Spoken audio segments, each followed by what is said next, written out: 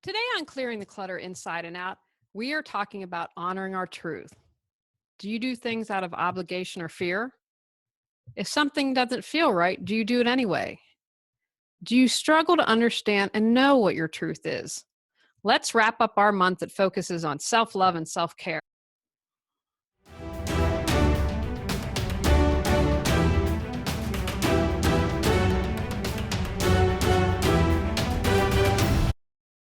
Ready to clear your clutter and share your gifts with the world? Every Tuesday at 1 p.m., join award winning professional organizer, author, and certified life coach Julie Coraccio on clearing the clutter inside and out as she teaches you how to navigate the waters to declutter your life.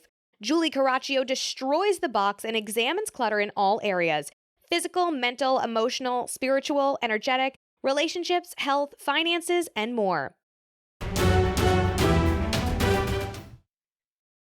Today's episode was inspired by two events. One was a conversation with my coach that I've kind of have been building on. And I think I'm probably going to talk about this topic again because it came up of honoring your truth, because it came up in a little month-long workshop that I did online. And she was saying to me, if I cancel at the last minute, my friends are okay with that because they know I'm listening to my body, or if I don't feel up to it. I had to kind of chuckle because I have to tell you that's a pet peeve of mine. If I have a party and then people cancel at the last minute, I've made all this food and I had that happen and it's frustrating.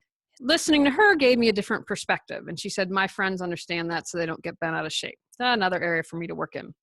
The other thing that happened was I received an email from a listener, and I would say that I would call this constructive criticism or feedback. This was coming from a wonderful place, and so I didn't view it as anything negative. However, it really sparked in me how we need to honor our truth, and so I want to talk about that today. So the first thing I'm going to do is honor my truth. And I share this because I think it's important sometimes that we need to speak our truth. And if you hear this, maybe this will allow you to speak your truth. Very briefly, I'm going to talk about and honor my truth and talk about the podcast. It takes an extreme amount of energy. This is an amazing podcast. I put a lot of heart and soul into it. I put a tremendous amount of time, and you get all this great information for free. It doesn't cost you anything to listen to the podcast. I'm happy to do it. I believe in giving back, and this is the one of ways that I do it. And if you are really motivated, you have enough information on all these podcasts to really change your life and create the life you desire. It takes energy and time to plan the month. It takes time to write the episodes, to edit the episodes. Then I have to shoot them. Then I have to edit. Then there are several things I need to do: MP3, MP4, get it up to Libsyn, get it up to YouTube, get it on my site. There are several things. So it takes hours each month to do the podcast. Now, the podcast is only one aspect of my life and of my business. And if you're a small business owner, an entrepreneur, solopreneur like me, you're going to understand that you have many hats. So in addition to doing the podcast, I have my clients to serve, but there is always follow up with that. Things like homework. I have to go physically help the client, whether it's going to organize or whether it's having a coaching session. And then there is work to be done after that. I have to do my marketing. There are things I hire out for instance, hired someone to do my website, but there are many hats that I have to wear. And for instance, I have no clue what a teacher does to prepare for their classroom, and I would probably be shocked. It's probably a lot more than I'd realize. And I share this with you because I want you to understand the amount of time and the amount of effort, because there are a lot of keyboard warriors out there. And again, this person who contacted me wasn't like that. However, I'll share later things that have happened.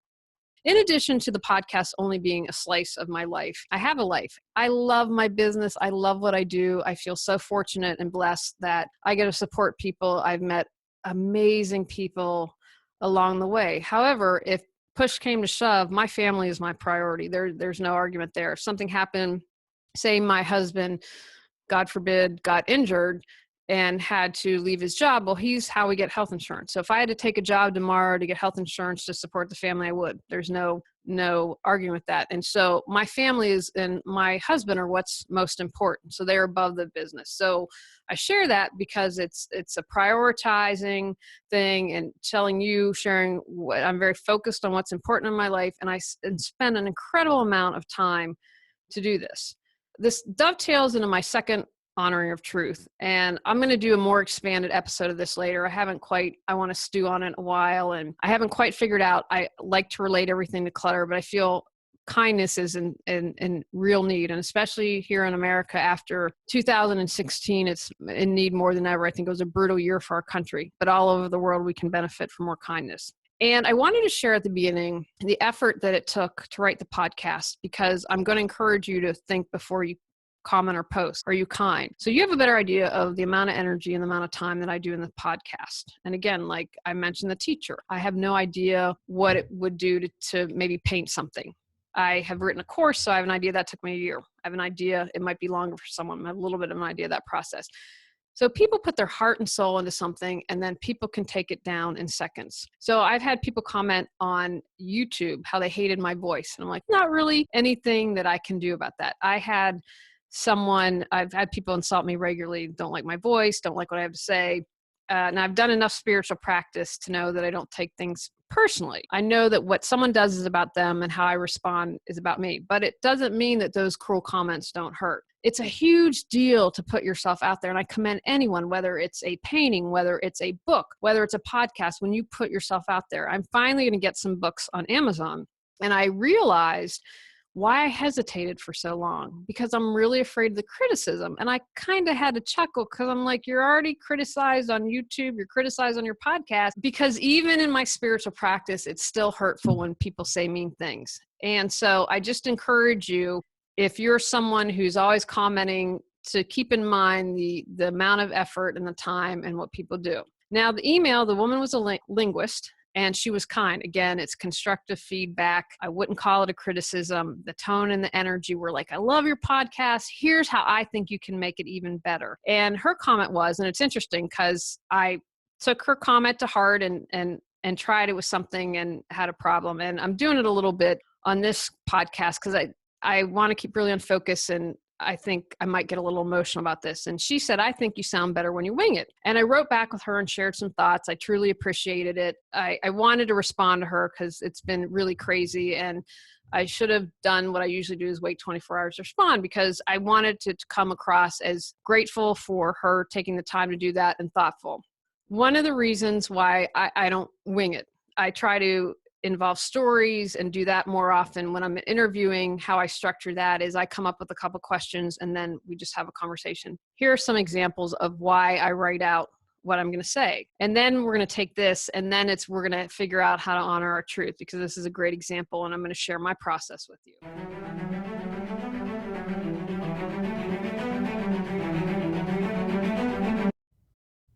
Anxious, exhausted, stressed out, losing your mind?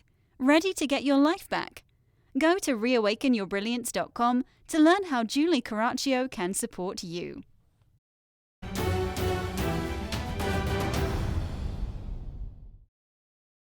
Sometimes I think things make sense, and they make sense in my mind, and they don't make sense to everyone else. I just restructured my website. My brother is a marketing pro. He does SEO, and I sat down with his employee, and I love this woman. Stephanie is great. She's my energy. She's my speed. She would be the type of client I would love to work with. And she's like, Julie, I do not understand what you do. And she said, I look at your website and I'm confused. And so we had a conversation when I was up in West Virginia, and I said, well, Stephanie, here's how it fits together in my mind. And she said, I understand it when you explain it like that, but it's not translated to your website. I write things out to make sure that you understand them, that there's kind of a rhyme or reason to them. Another thing I do, and I do this with my husband, and, we kind of have a shorthand. If whether it's a sibling or someone, you might have that shorthand. And I will go from A, not to B. I'll go from A to H in my brain. And it starts out, I say one thing and do all this translation in my brain. And then it comes out and he's like, huh? So I write it out so that I make sure I don't do that my thoughts are clear and make sense to you. If I'm all willy-nilly and there is no structure to these episodes, you might not get the information you need. We're talking about clutter. We're talking about organization. Most people who have a lot of clutter are disorganized or overwhelmed. I don't try to stretch out. If an episode's 8 minutes, I'm good with that. I don't try to put in a lot of fluff. I don't try to put in a lot of extraneous. One of the things I do want to do is add more stories, because I am a firm believer in concrete examples really support people. I do this podcast so you can change your life. I might miss something. So I got this the day after I got this email from the linguist. I do things and I'm quoted in articles and things. And so, but this fabulous woman thing, they wanted me to do a video. So I was like, all right, she gave me questions to ask. I had a lot of fun with it. Well, 20 minutes, she said, have it below 10. So I recorded about 20 minutes and cut it down to less than 8 minutes. She goes and she said, here's the video. And right away, there's a problem. When I was talking about, when I first started my business, I was the first professional organizer in the state of North Carolina to specialize in being green. And I talked about that moment when I first started my business and someone sat down with me and said, I hate professional organizers. And I said, well, why? And ended up that out of that meeting, I had my purpose. I'm going to be green. And people are like, you're going to be dead in the water. No one's ever going to support you. Well, I've won national and regional awards for it. She, and rightfully so, it makes sense how she interpreted me as saying that I was the first professional organizer in the country to specialize in being green, which is not true. I quote people, I tell you my source. It's very important to me and my sense of integrity to be right and factual. Had I written out all the information, I would have made sure, okay, make it clear that you were the first in the state of North Carolina. So we had to correct it on social media. She said, I can't go back and edit the video. So I made sure on YouTube there was a comment. We made sure on the blog. I made sure there was note everywhere. Well, that took a lot of time. Didn't make me feel great because if I had dishonored someone else, I just wouldn't have been okay with that. That's another reason why I'm writing out all the episodes so that something like that, I don't misspeak. If I lay it all out, you get the info you need and you can get in and get out. I talk again, people get overwhelmed really easily. A flowing, structured conversation is great. And that's why I do interviews. I have a month where I share interviews that I've done on other podcasts because I feel that there's some structure to it. I really make sure I get a good guest and it's fun. When I'm doing it, I have the guests and make sure that they're really good. And then I share the month where I have the month where all the podcasts or interviews that I've done, because I think people ask interesting questions. They lead down interesting roads. And I've been very fortunate that almost every interview I've had, someone's been a great interviewer and it's been good information to share. So rambling, uncontrolled, and meandering thoughts, in my view, aren't beneficial. Now, I think there's someone, and I haven't listened to the podcast, who he rambles and just has a conversation. He's one of the most popular podcasts and I think swears a lot. It's not my cup of tea. Oh, and there's another point that I would like to mention because I didn't write this down. Again, this is more stream of thought. There was someone who was a famous podcaster. I don't remember who it was, but they put out misinformation regarding the election, regarding a candidate. I don't remember who it was. It doesn't matter if I was for or against them. That wasn't the point, because I saw these people sharing information and I was like, I know some of the things, this isn't factually true. And you have power when you do this and when you have people listening. So you, I believe, have an obligation to get at the truth as much as humanly possible and to not spread misinformation. So that's another reason. Research, write it out, that I avoid those things. I balance that out with the once a month. I usually have an interview once a month, and then that I share all the interviews I do.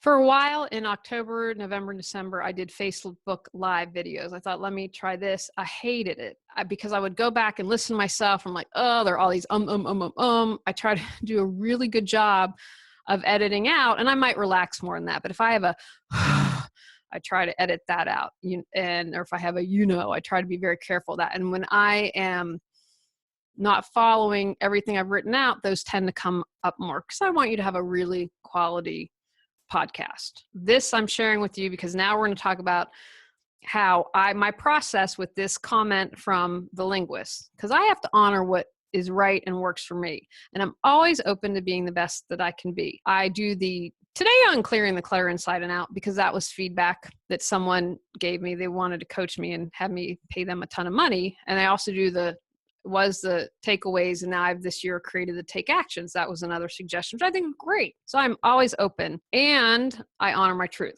Honoring our truth might be hard to figure out. It might be daunting. You might be struggling. Don't worry. I don't think I could have told you maybe even a few years ago if I was honoring my truth. So the more you practice, that's why I'm always talking about having a mindfulness practice that helps quiet the mind, because honoring your truth for me comes from your heart, comes from your soul. It's not the ego. It's not the body personality. So the more you quiet the body personality and the ego down, you can hear your truth.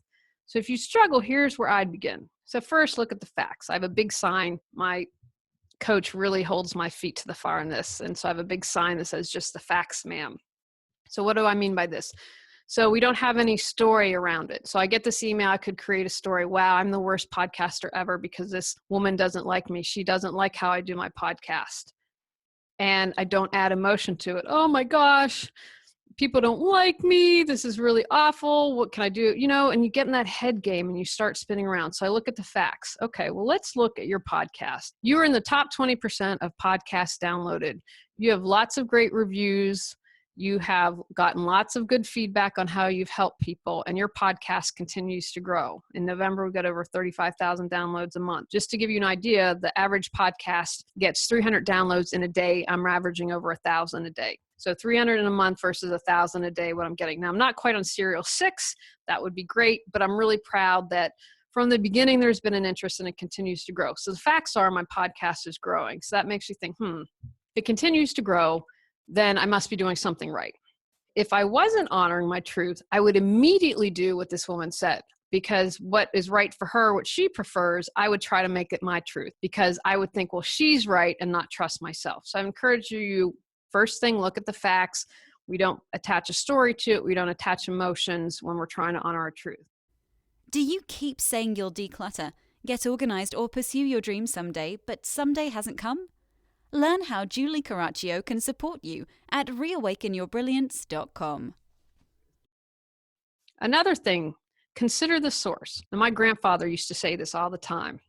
Who is it from? Is it your competitor telling you that you need to change this? I mean, truthfully, things don't, you would be surprised. Maybe you would. So is it someone who is close to me? What's the tone and the energy? When I received that email from the woman, it was completely, she's trying to help. She was coming from a good place. I could literally feel that. I had one other comment that was similar to hers, and it was done in a really nasty way. It was a backhanded compliment, which I'm not a fan of, and she insulted my voiceover guy. And it's like, you know what? You want to take a shot at me, fine, but don't insult the voiceover guy. He's my husband's friend, and I just wasn't okay with that. Is it who's it from? What's the tone? What's the energy? Is it someone who wants to help? Or is it someone that you might feel like, I feel like maybe there's a little sabotage going here, like I mentioned your competitor earlier. So if I wasn't honoring my truth, I would not be discerning in who told me what. The clerk at the grocery store would have as much value as my husband. And yes, this happens. Again, I'm always open. I always want to make this podcast the best it can be, but I'm always going to bring it back to honoring my truth. So let's go a little deeper. I just mentioned some surface items. What others do is about them, and how I react is about me.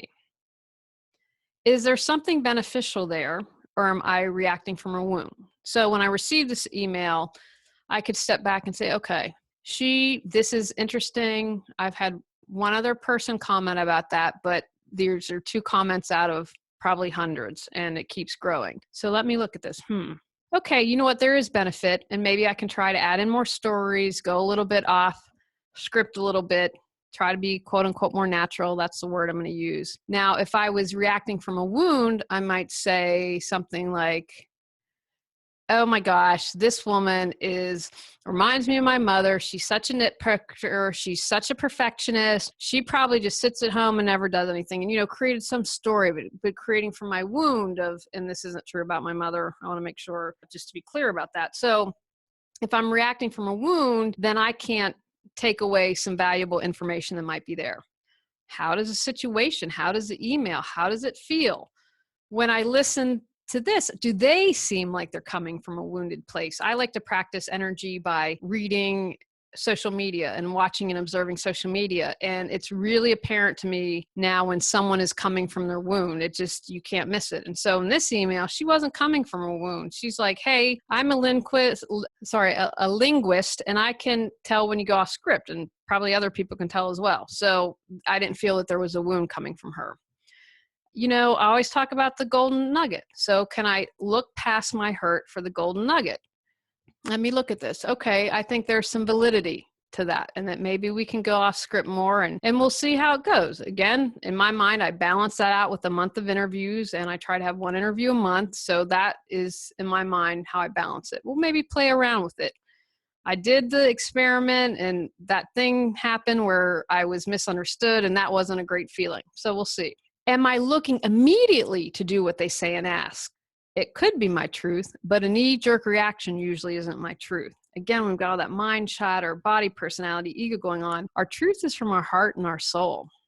I know that I mentioned this earlier. I did the intro, what's going on in the next episode, takeaways, which are now actions based on feedback that someone else get me. So I always want to remain open.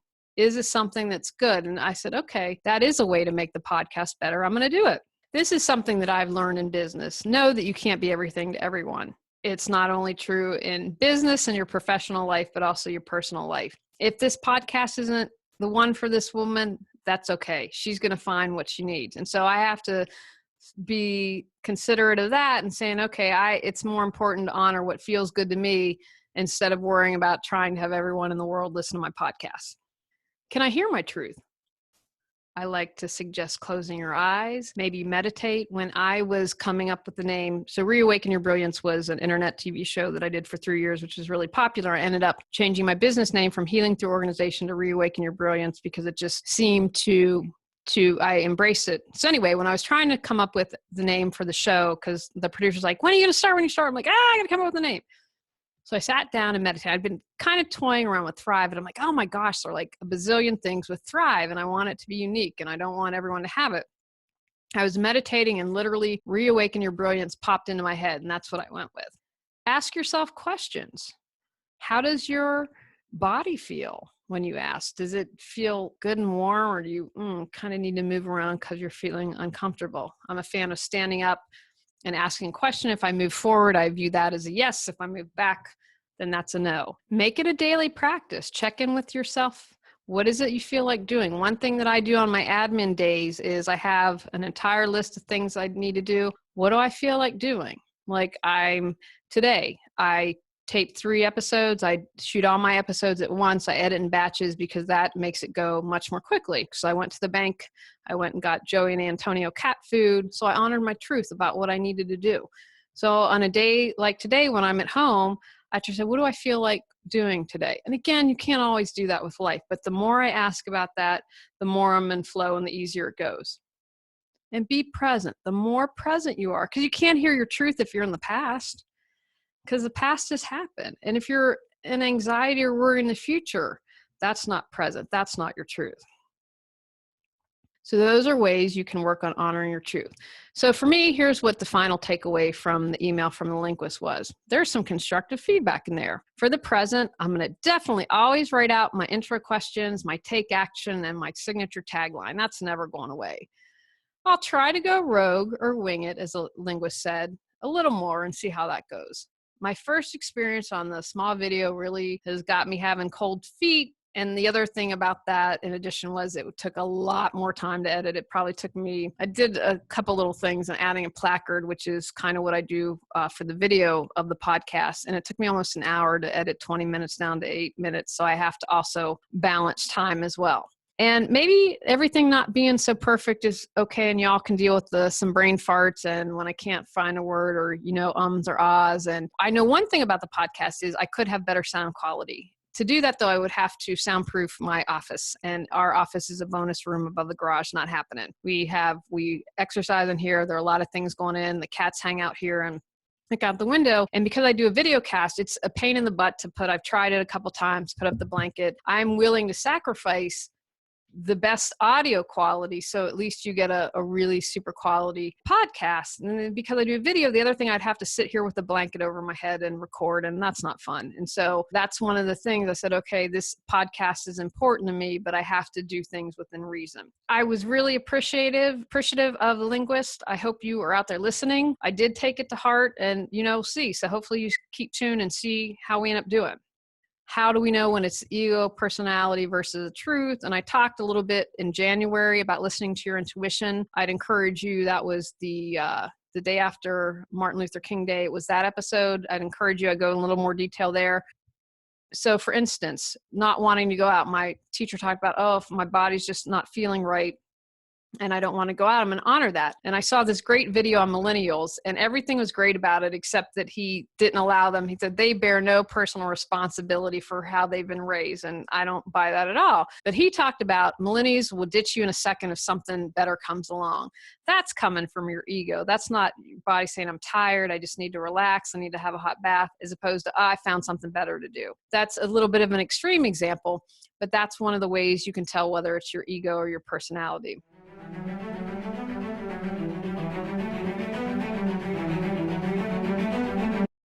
Surrounded by clutter?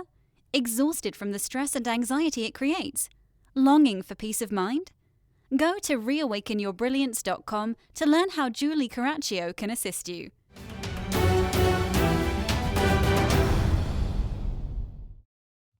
And honoring a friend is a way of honoring your truth. And again, I'm going to probably do another episode on this because I think this is such an important subject. So I have a friend and his girlfriend committed suicide. And it was the anniversary of her suicide. And I was just not in the mood to talk. I didn't want to do anything. I was really tired. And it was my husband's day off. And I try to we spend time together and stay focused. I didn't want to talk, but I called him because I knew that it was important. I had to honor him. This was a struggle for him. And while it gets easier with each passing year, it's still a really big deal. It was important to honor him. And then in that way, I was honoring my truth by honoring a friend. Here are some questions to ask yourself. Where am I not honoring my truth? What benefit do I get by not honoring my truth? Where am I speaking my truth, but not truly honoring it? What am I afraid will happen if I honor my truth? And I have one final thought. When you don't honor your truth, you can hurt people. I have a very good friend who was dating someone for a year. And if I were to bet the mortgage, she was cheating on him. So he was very clear. She pursued him. There was about a 20 plus age difference. She pursued him. He was very clear. I don't want to have kids. I never want to be a father. He has known that since he was a young man. And at different points throughout the relationship, he'd say, okay, I don't want kids. How do you feel about that? I just want to make sure we're on the same page because she's a lot younger. And they talked about marriage. He had the procedure done to make sure that he will never be a father. He told me things later that really was like that day he had been in surgery and she went off to the pool to not take care of him. And I'm like, okay, that's kind of a red flag there. Well, within 2 months of breaking up with him, she was married, not engaged, meaning it was less than 2 months she was married. Well, she's pregnant now and was probably pregnant when she was married. So within 4 months, 3.5 months, 3 months of breaking up with him, she is now pregnant. These things were shared on social media. I'd follow her, for instance, on Instagram. She posts something. I'm like, that's not my friend leaving her a love note on the card. And she is expressing these things in a social arena. And that was very hurtful to my friend. Had she just honored her truth that she wanted to be a mother and have children, this would have never happened. They could have broken up, wished each other well, and gone on their merry ways. Instead, my friend had to suffer because she wasn't honest. So I'd encourage you, if you're struggling, think about how you might be hurting others if you're not honoring your truth. Take actions from today's podcast. Acknowledge where you are not honoring your truth. Create a plan to work on being able to honor your truth. Practice listening for your truth daily, whether by doing a mindfulness practice, sitting with your eyes closed, or deep breathing. Ask yourself what benefit you receive when you don't honor your truth. Ask yourself if you might be harming another when you don't honor your truth. Next month, we are switching it up and talking about organizing and life after decluttering. Now, don't worry, clutter will come into each of the episodes, I'm sure. Go out, clear the clutter to create the life you choose, deserve, and desire. Ready to live a more joyful and fulfilling life? Sign up for our newsletter at reawakenyourbrilliance.com and receive a free copy of 10 Steps to Clearing Clutter Inside and Out. If you enjoyed today's episode, please rate and review Clearing the Clutter Inside and Out. See you next Tuesday at 1 p.m.